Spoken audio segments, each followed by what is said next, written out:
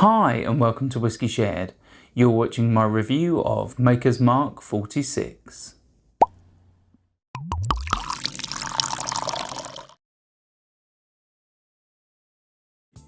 I'm Toby and you're watching Whisky Shared. Welcome to my review of Maker's Mark 46. Maker's Mark 46 is a bourbon with a twist. What they do to make Maker's Mark 46 is they get French oak staves, 10 of them, and they insert them into the barrel along with the Maker's Mark. And this French oak staves that they've toasted, basically they impart this spicy, bold, complex flavours that they wouldn't normally get from the American oak. Why is it called 46, I hear you say? Well, number 46 was the stave profile that they settled on in the end, and that's how it got its name. This particular expression has been made since 2010. It's the first Maker's Mark main release in over 50 years, since they started back in 1953. The whisky itself is 47% ABV. It comes in a 70cl bottle and it retails for about £37 in the UK. It's wax dipped like all Maker's Mark bottles, and this one comes with a synthetic cork, unlike the standard Maker's Mark, which has a screw cap. Should we find out what it tastes like? On to the whisky. Right, so before I start nosing and tasting, let's start with the colour. I'd say that's sort of like a chestnut or an Oloroso sherry colour. Let's start with the nose. Right, so the first thing I get is sort of like a nail polish remover. It's quite a sort of high sort of alcohol vapour. I'm getting lots of vanilla. I'm getting lots of brown sugar. There's lots of charred oak there. I'm getting cinnamon and baking spices. There's almost like a burnt sugar, like a creme brulee. There's a slight mustiness, like antique furniture shops.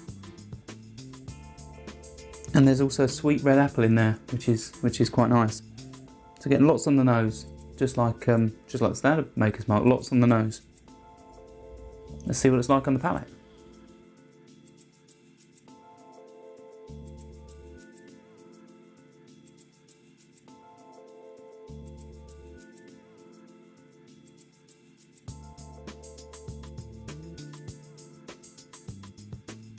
Right, so just like the standard Maker's Mark that I reviewed recently, this is on the cusp at 47% ABV.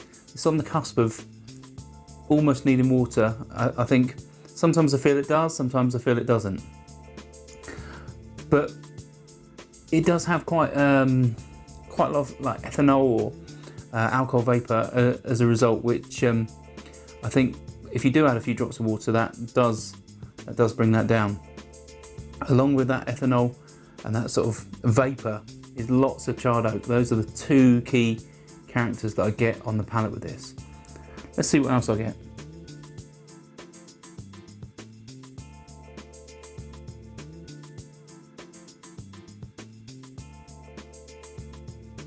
There's lots of vanilla. It's sweet but not too sweet. That's followed by the brown sugar. And then as it evaporates from your tongue, there's quite noticeable pepper, slightly spicy, a bit like chili pepper, and then that turns into like a sour cherry.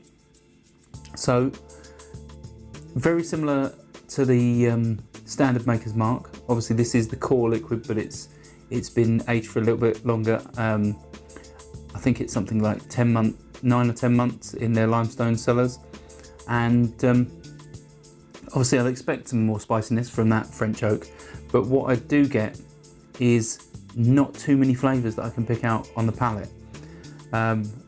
Much like the standard Maker's Mark, it has so much more going on in the nose. It's very interesting on the nose, but it just doesn't translate really on the palate. But I am getting more flavours. There is a bit more spiciness, but for me, yeah, not much going on. In terms of finish, it's quite long. That pepper and that prickle does last for some time. I get like a musty dry wood, a bit like I picked up on the palate.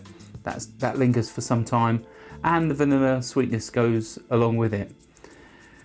For me, I'd say it reminds me of the Old Forester Statesman. I have reviewed that. I'll put a link in the description if you want to check that out. But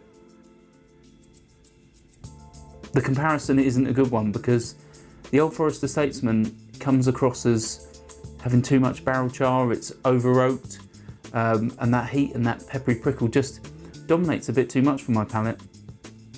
So for me, I think to enjoy this, you really do have to add a few splashes of water, but you still get that oakiness that's probably a touch too much for me.